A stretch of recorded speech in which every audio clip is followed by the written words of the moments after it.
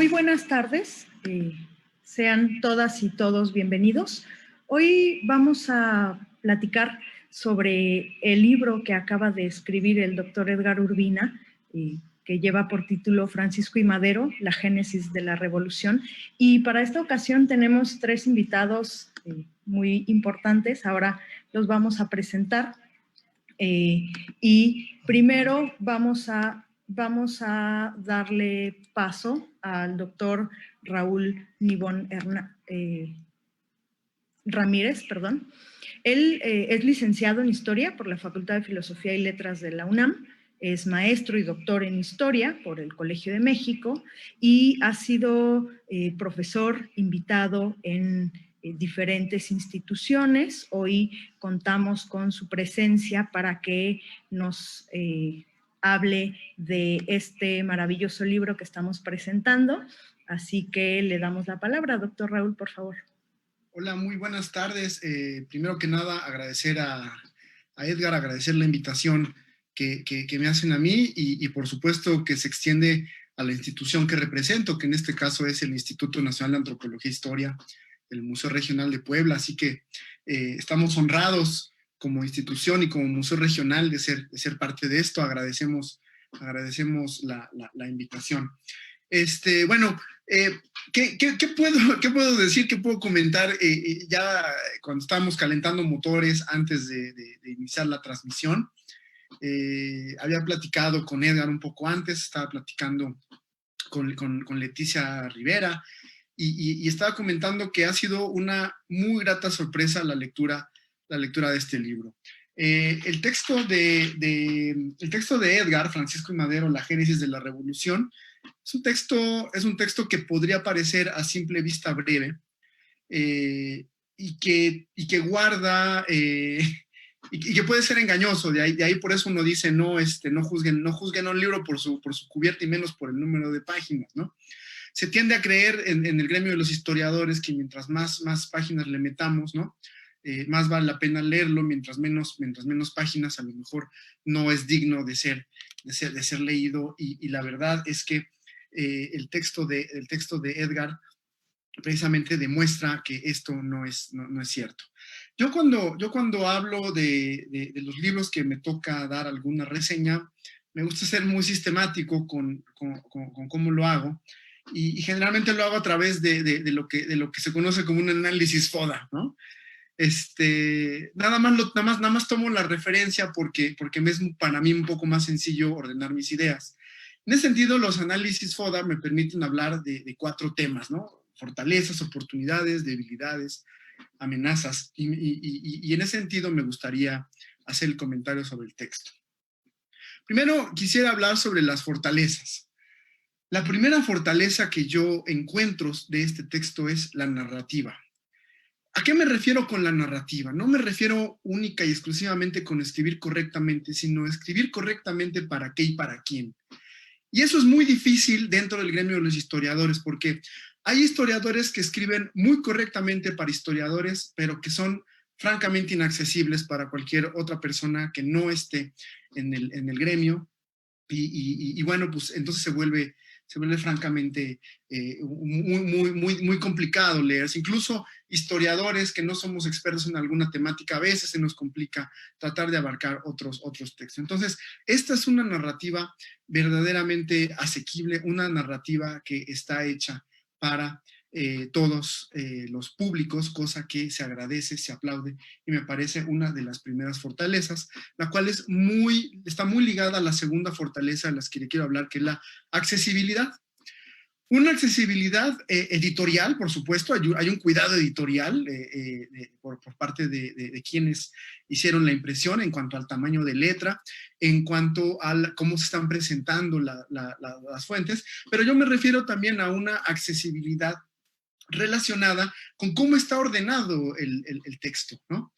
Es decir, el texto está ordenado en tres capítulos, en 3 grandes secciones, y cada sección tiene a su vez subsecciones que no son muy largas de leer, que son al contrario bastante breves, pero que todas tienen una liga, que todas van ligando en esta narrativa para poder llevar a buen término cada una de estas unidades temáticas de las cuales ya platicamos, ¿no? Y de las cuales todas hablan de este génesis de la Revolución Mexicana hasta precisamente cuando Madero regresa de los Estados Unidos a México.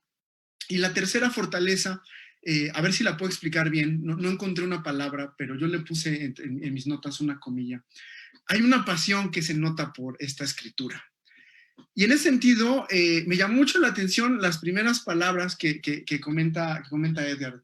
Edgar es muy sincero, ¿no? Y nos dice, agradezco a Adolfo Gili, por supuesto, y agradezco a Josefina MacGregor. También fue mi maestra, por cierto, entonces me acordé, estaba casi con una Josefina MacGregor pequeña aquí, dándome de cocos, ¿no? Recuerda tus clases, recuerda todo. Y esa sinceridad de decir, yo como muchos y como la historiografía, como muchos nos han platicado, yo no veía a Madero como un personaje que me agradara, ¿no? Y yo te voy a ser muy sincero, a mí tampoco me agradaba Madero hasta que leí tu libro. A pesar de que varios conocidos también han hecho textos, yo siempre me he rehusado mucho a ver a Madero, de la forma en la que tú la ves. Entonces, la sinceridad con la que nos comienzas a platicar, que Madero no era un personaje que te agradara, pero después de revisar las fuentes y después de revisar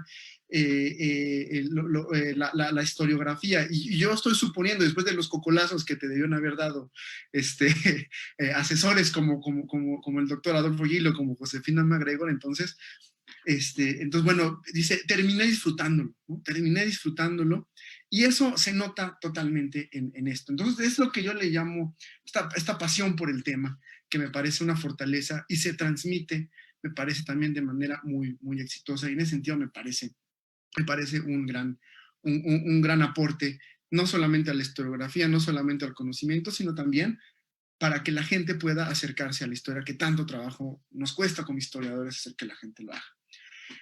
Pasaría a las oportunidades del texto. Hay una gran oportunidad aquí, no sé si la has considerado, pero definitivamente tienes que continuar con lo que sigue. ¿Por qué lo estoy diciendo? Porque no es justo que nos dejes con el Jesús en la boca poniéndonos ahí que entra Madero y entonces ¿qué sigue? ¿No? O sea, nos dejaste esperando la siguiente parte por esta fortaleza que tiene el texto sobre la narrativa, ¿no? Entonces, me parece que hay una gran oportunidad de hacer, quizá no sobre toda la revolución, pero sobre la revolución maderista y sus fases, ¿no? Probablemente otro texto de similares dimensiones, de similar narrativa y otro final, ¿no? Para hablar de esta revolución maderista, de estos 3 años, ¿no? De esta primera parte de la revolución en su fase armada. Entonces, me parece que es una gran oportunidad que deberías considerar. A mí en lo personal, insisto, me dejaste muy picado. Y dicho sea de paso, me recordaste el por qué empecé a estudiar historia. Yo empecé a estudiar historia por las narrativas de Alejandro Dumas, y me acuerdo mucho que sus narrativas siempre te dejan picado capítulo por capítulo, no esa novela por entrega. Entonces confieso que me dejaste picado. Me parece que ahí tienes una gran oportunidad, ¿no? La segunda oportunidad que le veo es que precisamente por las dimensiones del texto y las características, pues consideres hacerlo un guión para un documental o un guión para algún medio audiovisual o algún podcast, algún medio de estos tecnológicos que ahorita con la pandemia se están poniendo muy de moda, ¿no? Me parece que también podría haber ahí una gran oportunidad, ¿no? ¿Cuáles son las debilidades que yo observo?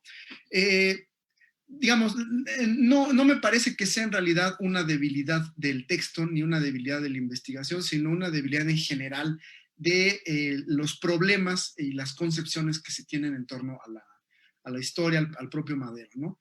La primera debilidad, insisto, no es culpa tuya, y tú mismo le indicas, es que algunos somos muy reacios a tomar a Madero en serio, ¿no? particularmente cuando tenemos textos tan grandes como los de John Womack, por ejemplo, como Zapata, o los de Pancho Pineda, los de Pedro Salmerón, los de Taibo, de estos grandes personajes, de estos personajotes de la Revolución Mexicana con tabiques de este pelo, con investigaciones, no sé cuánto. Entonces parece que estamos relegando a Besa Madero a nada más se la inició, ¿no? O a esas interpretaciones. Entonces, me parece que es una debilidad, pero no es una debilidad del texto, es una debilidad de concepciones malformadas, ¿no? Donde no hemos querido abarcar con mucha mayor precisión, mucha mayor interés y mucha mayor seriedad a personajes como Madero. Y esa es precisamente, me parece, la gran amenaza, ¿no? La gran amenaza tampoco es culpa del texto, la gran amenaza es culpa de que la Revolución Mexicana genera una cantidad impresionante de historiografía, que a veces se vuelve muy difícil como lector, ya sea experto o no experto, saber o elegir a quién quieres leer, ¿no? Y en ese sentido, me parece que este tipo de acciones que estamos tomando para poder dar a conocer estos textos, ¿no? Pues tratan precisamente de subsanar estas amenazas del texto. Yo, como verán, soy muy esquemático con estas cosas, pero si no me pierdo y siento que se me va el tiempo. Pero yo quisiera nada más cerrar comentándote. Insisto en la grata sorpresa que me llevé con esta narrativa. Además se combinó con la Semana de la Revolución Mexicana, ¿no? Entonces parecía que uno lo está leyendo, ¿no? Y que está ocurriendo en el tiempo contemporáneo, ¿no?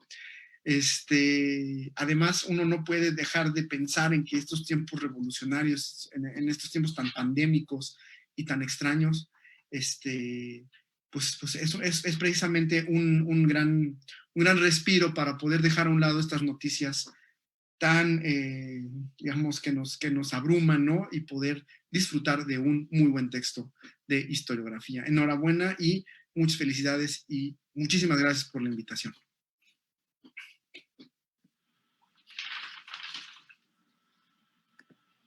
Bueno, muchísimas gracias, doctor Nibón. A continuación tenemos a la capitán Leticia Rivera Cabrieles. Ella es doctora, maestra y licenciada en Humanidades en la línea de Historia por la Universidad Autónoma Metropolitana. Posee la medalla al mérito universitario por estudios de doctorado, otorgada por la misma UAM, así como la condecoración al mérito docente naval de primera clase por el Centro de Estudios Superiores Navales. Ella es autora de 4 libros sobre historia naval de México y coordinadora de otros tantos. Es especialista en historia política y social de México en los siglos XIX y XX, así como en la historia naval de México. Hoy contamos con su presencia para que nos hable también de este libro. Adelante, doctora. Antes que nada, quiero agradecer la invitación para presentar este maravilloso libro, que, como ya decía el expositor anterior, es un libro que tiene una gran narrativa. Voy a comenzar.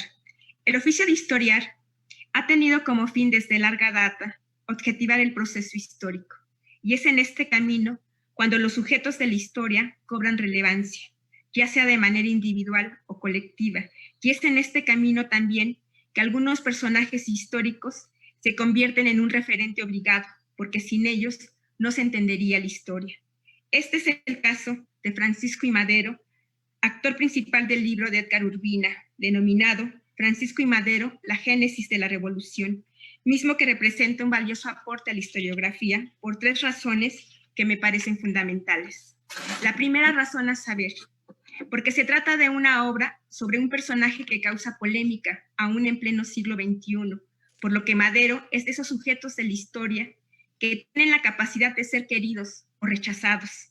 Sin embargo, lo relevante por encima de opiniones encontradas es que su praxis fue fundamental para definir al México de hoy.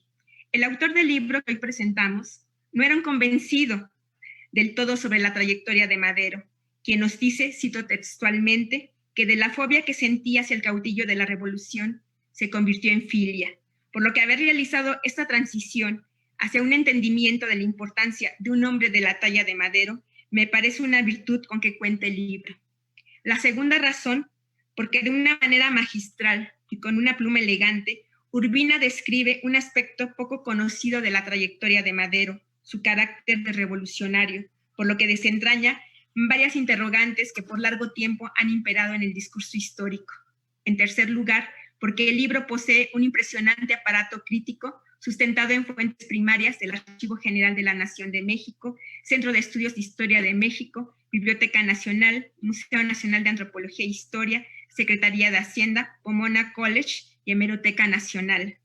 Analizar a Francisco I. Madero en estos tiempos podría parecer un oportunismo político, pero también podría parecer banal, pues existe una amplia producción dedicada a este personaje. Sin embargo, la mayor parte de las interpretaciones muestran un rostro parcializado, de tal forma que para algunos es el apóstol de la democracia, para otros es un traidor a los principios revolucionarios, e inclusive, como señala el autor, hay quienes lo han calificado de ingenuo, soñador y hasta de loco. Pero como señala Urbina, se trata de un actor histórico que fue capaz de convocar a un levantamiento armado que acabó con un régimen que parecía indestructible. Es relevante destacar que la mayor parte de los estudios que existen sobre Madero no presentan una interpretación con los claros y oscuros de un personaje de su calibre. De ahí la importancia de este texto que nos ayuda a desentrañar no solo al político, sino al insurgente. Es significativo que la trayectoria de Francisco I. Madero, como la de muchas otras figuras importantes del siglo XIX y XX mexicanos, tuvo varias facetas relacionadas con su praxis, la del político demócrata, la del insurgente y la del estadista.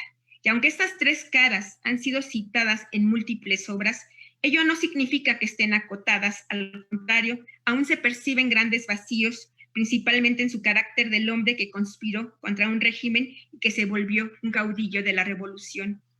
A pesar que la trayectoria subversiva de Madero tiene una gran valía, esta faceta generalmente ha sido ensombrecida por la del gobernante, por lo que el mérito de este libro radica en que presenta un análisis cuidadoso de la génesis del movimiento armado que dio fin a una larga dictadura, pues no hay que olvidar que Díaz se había reelegido 7 veces y gobernado casi 34 años.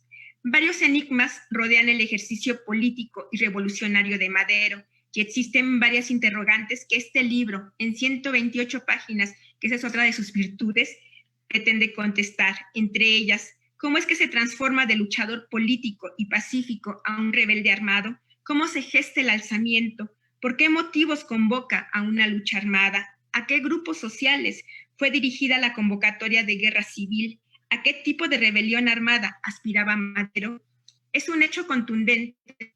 Madero percibía el gran descontento social y político que existía a través de movimientos ajenos a él, pero que eran un termómetro del descontento social, tal y como ocurrió en Valladolid y en Sinaloa.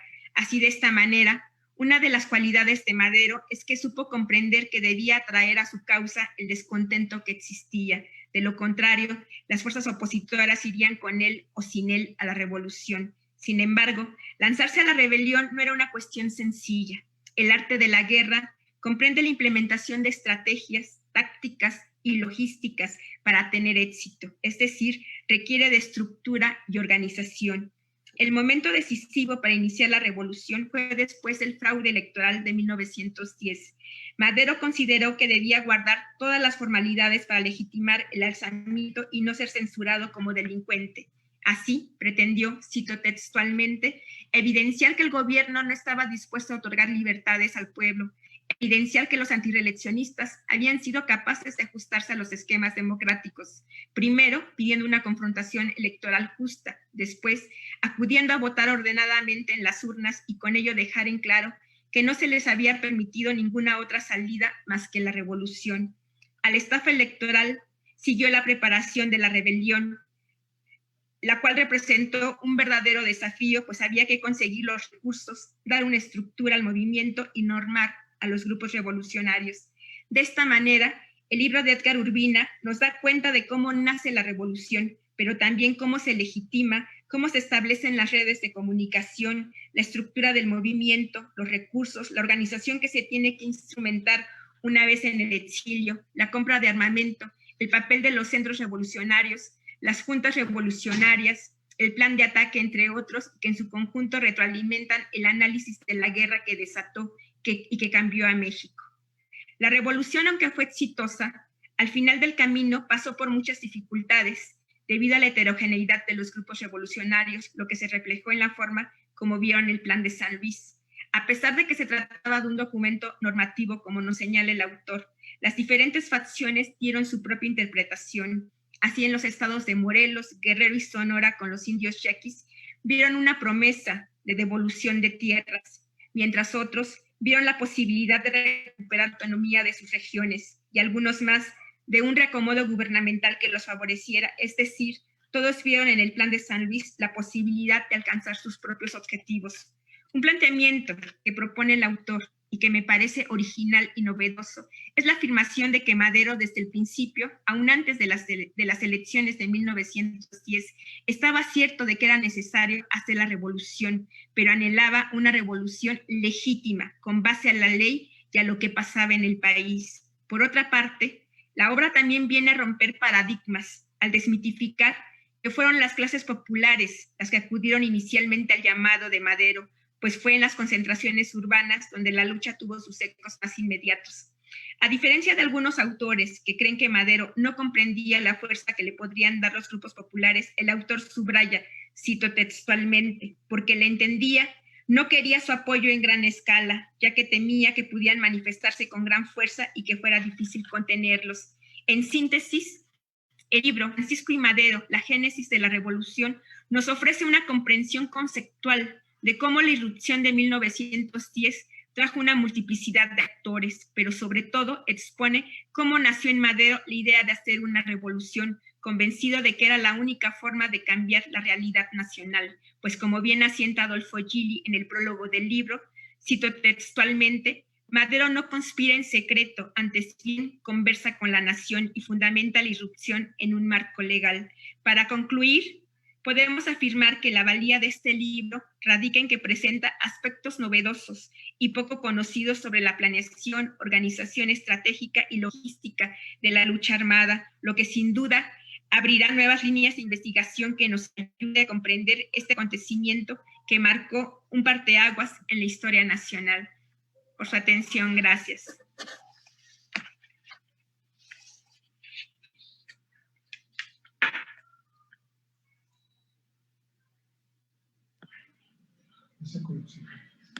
Muchas gracias, doctora. A continuación, vamos a presentar a nuestro invitado estrella del día de hoy. Él es el doctor Adolfo Gili.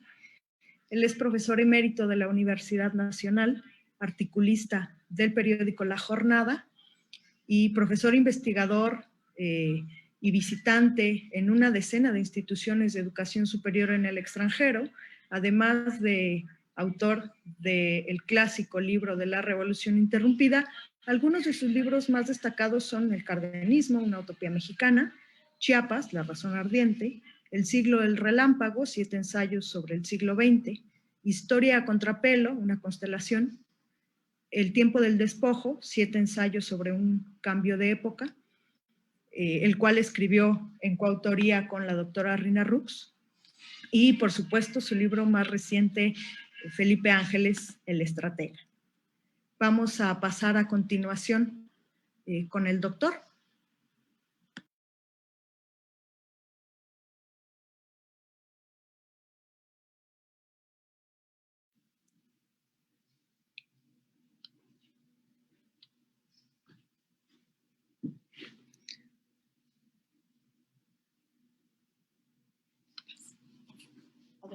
Inicia. Sí. Díganme cuándo. Ahora. Inicia, Adolfo. ¿No estoy ahí? Sí, aquí estás. Buenas tardes. Bueno, agradezco la invitación a esta presentación del muy gran libro que ha escrito Edgar Urbina. Una pequeña nota es que con Edgar hemos trabajado años Y mientras escribíamos, porque él participó mucho en la biografía de Felipe Ángeles el estratega, pues nos recorrimos la República de arriba abajo y de un costado al otro y conocimos mucho de los lugares y de la gente de esos lugares, que se parecen mucho a los que hicieron la revolución. Lo que voy a hacer ahora es leer el prólogo al libro de Edgar Urbina, tal cual aparece en la edición del libro. Lo voy a leer. Se llama El arte de la insurrección. México, 1910, Francisco I. Madero, conspirador y caudillo. Un estudio de Edgar Urbina Sebastián. ¿Cómo y por qué Francisco I. Madero llamó el 5 de octubre de 1910 a toda la nación mexicana a tomar las armas a hora y fecha fijas, el 20 de noviembre, y la insurrección pareció brotar ese día por todos los rumbos del territorio nacional, norte y sur, oriente y occidente, es para unos un enigma, para otros un misterio y finalmente un interrogante con múltiples respuestas. El estudio de Edgar Urbina investiga, analiza y da su explicación de por qué y cómo. En efecto, en el día y la hora señalados por un dirigente desde el exilio, la rebelión surgió de esa manera. En sus recorridos electorales, antes de aquel noviembre de 1910, Madero escudriñó los ánimos y tomó el pulso de la nación acerca de una insurrección armada con un objetivo legal: respeto al sufragio universal, masculino mandataba la ley, y no reelección presidencial. La asistencia a sus mítines, el entusiasmo y los gritos, las conversaciones en cada lugar y rumbo del país son sus indicios.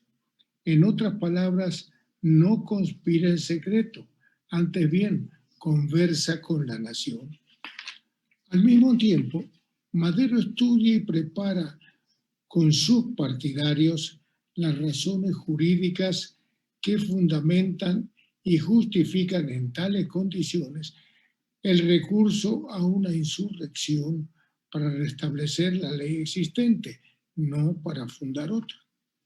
Pero una insurrección es un hecho práctico que exige cubrir requisitos materiales e instrumentales. Madero, que no era el soñador que a veces nos pintan, tiene educación y práctica de empresario, también herencia de familia. Entonces comienza a reunir los instrumentos necesarios para la práctica de la empresa, la insurrección. Como lo analiza y lo muestra este estudio de Edgar, las tres tareas irán juntas en un solo tejido. Pero Madero, hombre de empresa y hombre de ley, es también espiritista, y el espiritismo de su época no es una superstición, es una convicción y una visión del mundo y de los seres humanos, también compartida en sectores cultos de la sociedad de esos días. Como lo señala el estudio de Edgar Urbina, esa visión impregna las acciones y el llamado de Madero. Bueno, mi abuelo era espiritista, voy a agregar también, de aquellos tiempos, y recorría el mundo como actor itinerante.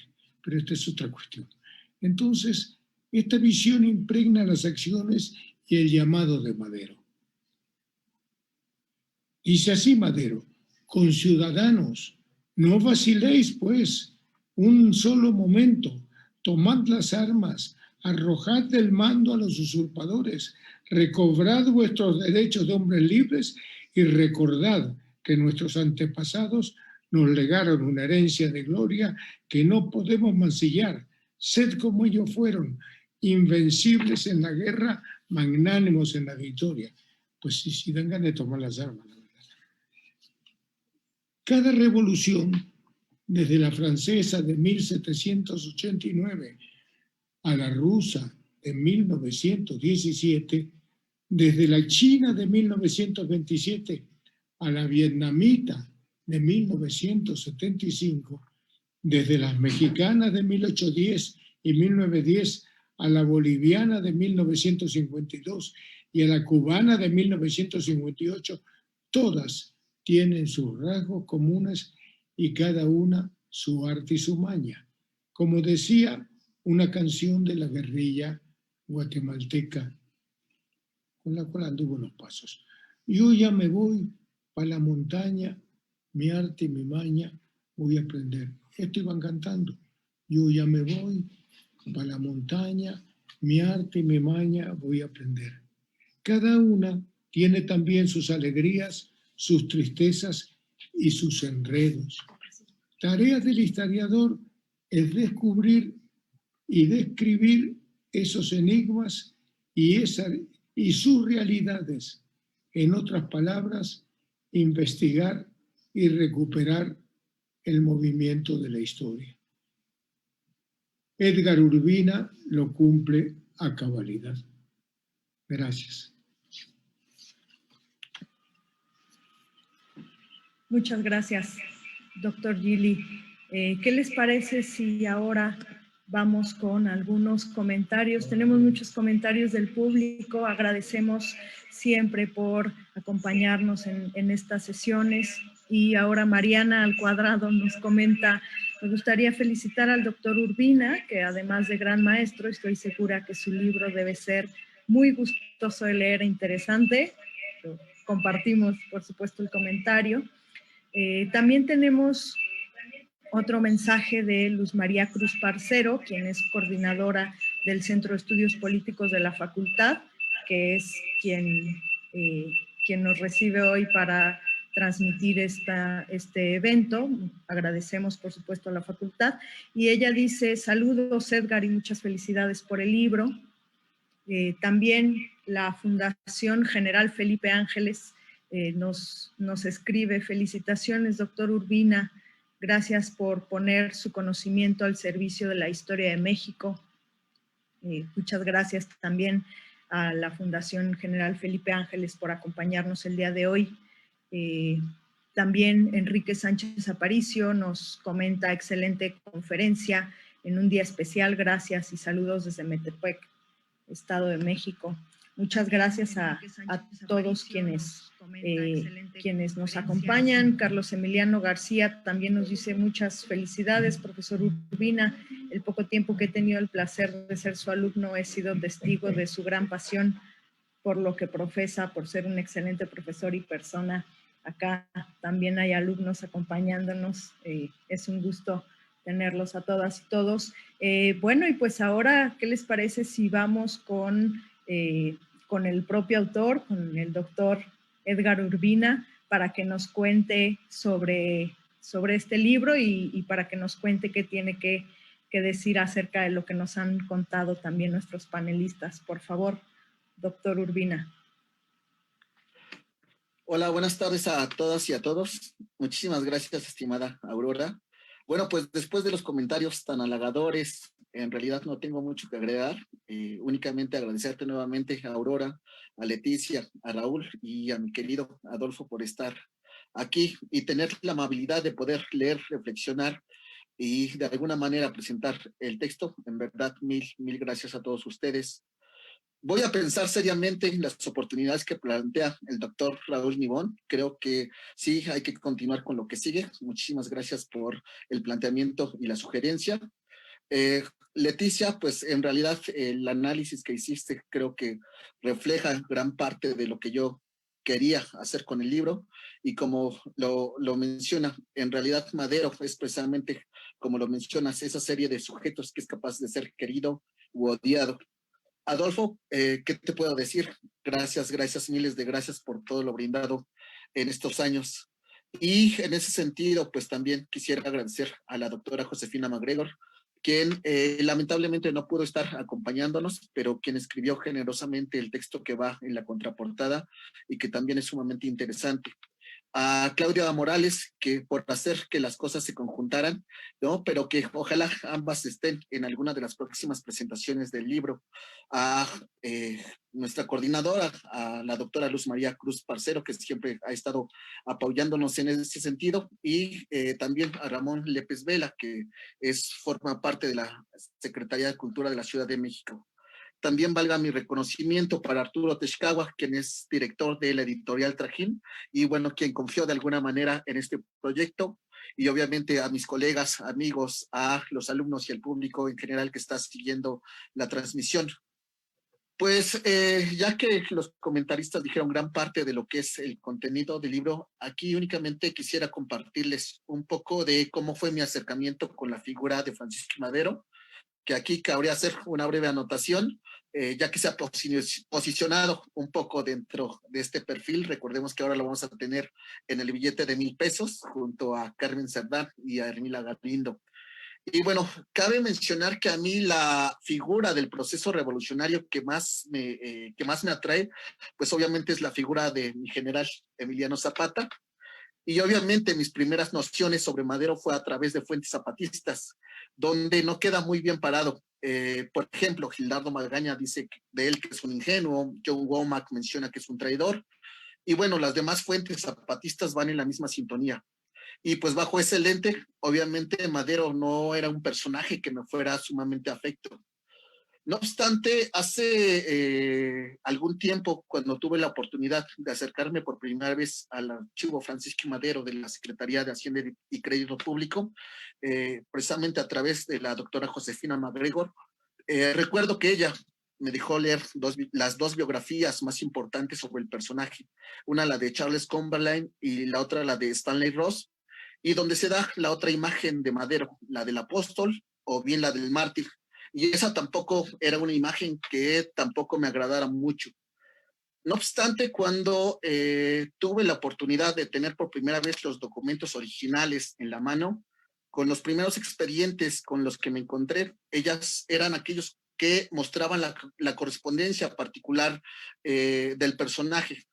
Y bueno, me encontré con algunas cartas que mandaba la entonces su novia y que después se convertiría en su esposa Sara Pérez de Madero.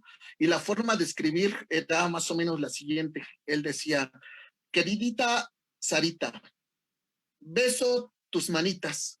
Y se pasaba toda la carta hablando en diminutivo. Y entonces un pequeño escalofrío recorrió mi cuerpo.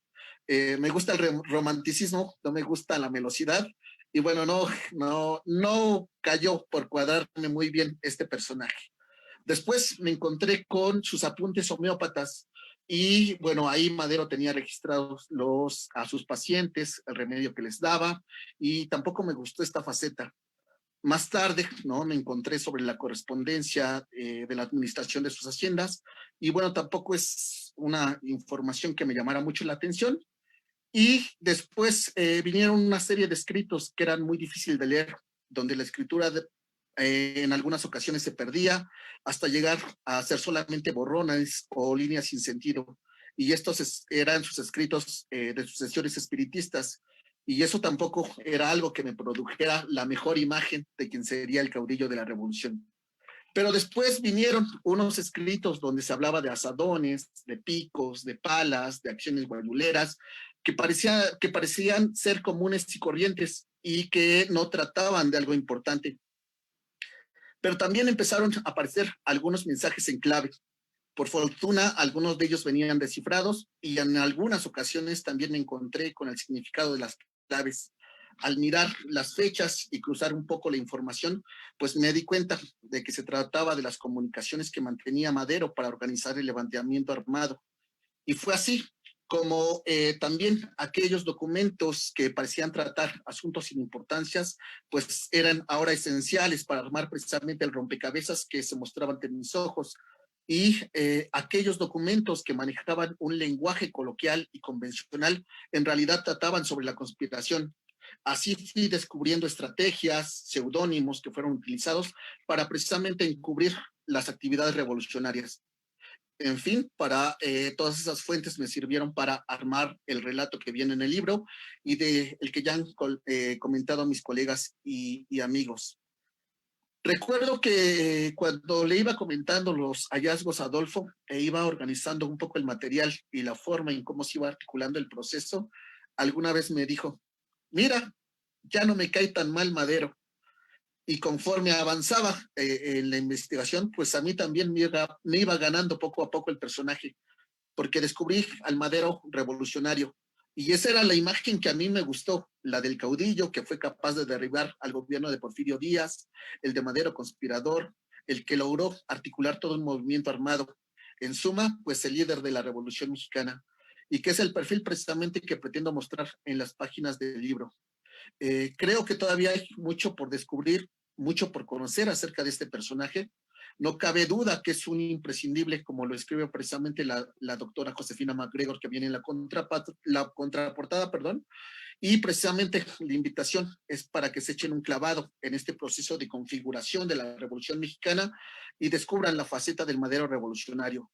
Pues para finalizar, ya únicamente quisiera agradecer nuevamente a los comentaristas, ¿no? A la moderadora, Aurora, Adolfo, Raúl, Leticia, nuevamente muchísimas gracias. Y bueno, nada más me resta invitarlos nuevamente para una presentación que tendremos, que será el próximo viernes, en punto de las 5 horas, por el canal de Facebook de la Editorial Trajín. Y bueno, ahí tendremos la participación de la doctora Marta Loyo y la doctora Tatiana Pérez Ramírez y de Arturo Texcagua, a quien agradezco nuevamente su hospitalidad en su editorial. Y bueno, obviamente también les recomiendo que se den una vuelta por su página de Facebook. Ahí van a encontrar N cantidad de libros que son muy buenos. Por mi parte es todo. Nuevamente, mi agradecimiento a todos. Muchísimas gracias. Muchas gracias, Edgar. Pues no nos queda más que agradecer a la Facultad de Ciencias Políticas y Sociales por facilitarnos el espacio para esta presentación. Por supuesto, al personal técnico que tanto nos ha apoyado el día de hoy, muchas gracias. Agradecemos a nuestros invitados, a la capitán Leticia Rivera, al doctor Raúl Nibón Ramírez, al doctor Adolfo Gili, a nuestro autor, a Edgar Urbina, y por supuesto a quienes nos acompañaron hoy en esta presentación. Los invitamos a seguir leyendo, a seguir discutiendo este fantástico libro, Francisco y Madero, La génesis de la revolución. Muchas gracias. Buenas tardes.